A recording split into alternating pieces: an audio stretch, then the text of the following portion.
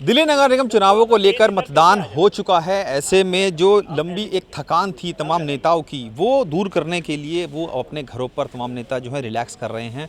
मैं इस वक्त मौजूद हूँ दिल्ली के प्रदेश अध्यक्ष बीजेपी के मनोज तिवारी के घर पर, जहाँ पर आप देख सकते हैं कि मनोज तिवारी अपना जो इनका गार्डन है छोटा सा इनके घर में, वहाँ पर बागवानी भी कर रहे हैं। इससे पहले बागवानी की थी और अब सफाई कर रहे हैं। झाड़ू उन्होंने उठाई हुई है। एक झाड़ू दिल्ली सरकार की है और एक झाड़ू इनके हाथ में है। किस तरीके से ये अपने घर की सफाई कर रहे हैं, तिवारी जी से बात करेंगे इनसे कि किस तरीके से, क्या ये इनका शौक है या आज रिलैक्स करने के लिए, अपना आपका मूड फ्रेश करने के लिए इस तरह ये कर रहे हैं, क्योंकि एक लंबा समय रहा है कैंपेनिंग का, उससे पहले टिकट बंटवारे का और पूरी पार्टी को संभालना। मनोज जी, आज एक अलग ही रूप देखने को मिल रहा है। आपने पकड़ लिया, लेकिन ये मेरा अक्सर जब मैं फ्री होता हूँ, फ्री टाइम होता है, तो मैं इस प्रकार की सफाई करता हूँ।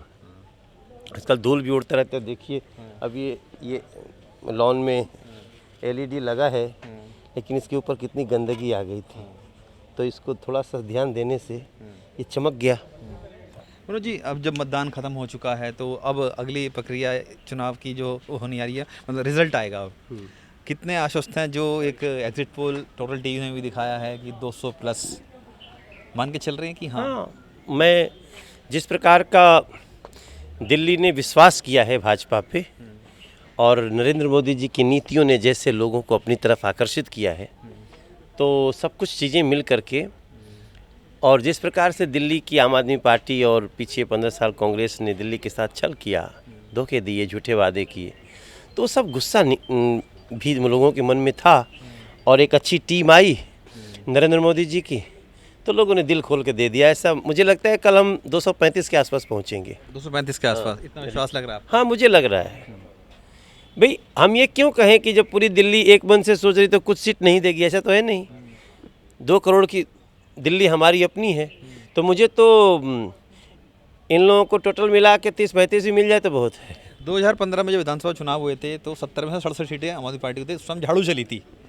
इस बार क्या कमल खिल रहा है? इस बार कमल खिल रहा है। अब तो देखिए, कमल अपने मेहनत से, अपने कर्मों से, अपनी प्रतिबद्धता से खिल रहा है। और जब लोग कीचड़ फैला देते हैं तो कमल खिल जाता है। आपको लगता है दिल्ली में कीचड़ फैल चुका है? फैला है ना, आप देखिए ना। हम तो बार बार कहते हैं, कल भी हम किसी चैनल पे बैठे हुए थे, तो मैं देख रहा हूँ वो उनके जो आम आदमी पार्टी के नेता लोग बोलते हैं, गुस्से में बोलते हैं, इतना गुस्से में। अरे पानी वानी पी के बैठो, आराम से थोड़ा सा आत्मचिंतन करो। जब जनता वोट देगी तो ईवीएम बोलेगा। वो तो अभी भी कह रहे हैं कि उनकी 220 सीट आ रही है। तो फिर वोट देने क्यों गए थे? नहीं, क्या बोले वो? 220 सीट आ रही है उनकी। कौन बोल रहा है? कपिल मिश्रा। हाँ, तो अच्छी बात है ना, तो मुबारक हो, बधाई हो, डांस करिए। 26 तारीख को फिर मिठाई लेके हम आएंगे खिलाने। जब नहीं आएगा, अभी पहले बोलेंगे 220 आएगा, नहीं आएगा तो ईवीएम खराब था। बोल रहे हैं। हाँ, बोल रहे हैं लोग। हाँ, ये तो क्या है ना, ये लोग इतनी मोटी चमड़ी वाली लोग हैं कि ये अपनी गलतियों पे आत्मचिंतन भी नहीं करते। हम इंसान हैं, हमसे गलती हो सकती है, लेकिन आप जानबूझ के अगर कोई कार्य करेंगे तो गलती तो होगी नहीं, तो न तो उसको आप गलती मानेंगे, न स्वीकार करेंगे। आपको जनता को तकलीफ देना है, पिन चुभाना है, चुभाइए, जनता आपको जवाब देगी। मेरा सवाल ये था आपसे कि अब जब 2 दिन का समय है तो अगली रणनीति क्या रहेगी जब चुनाव, जैसा कि एग्जिट पोल बता रहे हैं, हालांकि उम्मीद है कि बीजेपी पूरी तरह से सत्ता में आएगी, फुल फॉर्म में आएगी, अगली रणनीति क्या रहने वाली है आप लोगों की?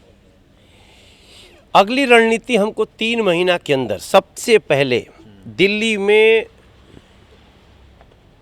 कूड़े नहीं दिखने चाहिए, कूड़े उठने चाहिए बराबर। और इस पे हम कोई भी मेरा 0 टॉलरेंस है। हम इसमें कुछ भी बहाना नहीं सुनना चाहते हैं। हम पूरा अभी से लग गए हैं कि कौन कौन से ऐसे कार्य हैं, कौन कौन सी पॉलिसी है, किनको किनको हमें जगाना है, जिससे कि हम उस कार्य को बिल्कुल कूड़ा मुक्त दिल्ली हो। कूड़ा आए और कूड़ा फिर चला जाए। कूड़े से बिजली बनने का संयंत्र है, उसमें जाए। अगर अभी बहुत कम है बिजली संयंत्र बनाने का, तो फिर कूड़ों को सड़कों में लगाया जाए। कूड़े सड़क में जाएंगे तो और भी बड़ी अच्छी बात है, कूड़े भी जाएंगे, सड़क भी बनेगी, क्योंकि मिट्टी खरीदनी पड़ती है। तो हमारा 3 महीने का काम कूड़ा मुक्त दिल्ली है। हाँ। लेकिन मनोज जी, उस कूड़ा मुक्त दिल्ली बनाने के लिए टीम की जरूरत पड़ेगी आपको अब नगर निगम में। तो वो टीम में कौन कौन से चेहरे हो सकते हैं ऐसे कि जो आप मान के चल रहे हैं कि इनको टीम में होना ज़रूरी है? वो भी आने दीजिए तो रिजल्ट के बाद, लेकिन वो एक तो ज़हन में कुछ लोग होंगे आपके कि हाँ ये ज़रूरी है, होना चाहिए इनको, कुछ सोचा है ऐसे लोगों का? अब तो देखिए ये बहुत थोड़ा कठिन काम है। नहीं, मैं आपसे नाम नहीं पूछ रहा हूँ उनसे, लेकिन आपने कुछ जरूर विचार करा होगा कि हाँ ये लोग इस टीम में होना ज़रूरी है, होने चाहिए। देखिए जो बिल्कुल बेदाग होगा, जो जन सेवा के हिसाब से आया होगा, गुटबाजी में विश्वास नहीं करता होगा, जिसके लिए नरेंद्र मोदी की नीतियों के अनुसार दिल्ली को सजाना ही उद्देश्य है, वैसे लोग हों। चलिए, ये मनोज तिवारी थे जो जिनसे खुलकर हमसे बात की है और थोड़ी सी सेवा भी की है अपने गार्डन में, अभी भी कर ही रहे हैं। और क्योंकि समय है और लंबा समय इन्होंने कैंपेनिंग में बिताया है, चुनाव प्रक्रिया में पूरी तरीके से, तो कुल मिलाकर 2 दिन का अब जब समय इनके पास है, क्योंकि रिज़ल्ट आने में अभी समय है और देखना होगा कि रिज़ल्ट आने के बाद से मनोज तिवारी किस तरीके से अपनी टीम का गठन करते हैं। और जो नीति उन्होंने बनाई है कि साफ छवि, स्वच्छ छवि वाले लोग जो पारदर्शिता से काम करें नगर निगम में, क्योंकि बेहद ज़रूरी है ऐसे लोग सामने आएँ जो कि ईमानदारी से काम करें, क्योंकि नगर निगम में जिस तरह का भ्रष्टाचार था उसको दूर करने की, पूरी तरीके से दूर करने की बात कर रहे हैं और कहीं ना कहीं आश्वस्त हैं जीत को लेकर।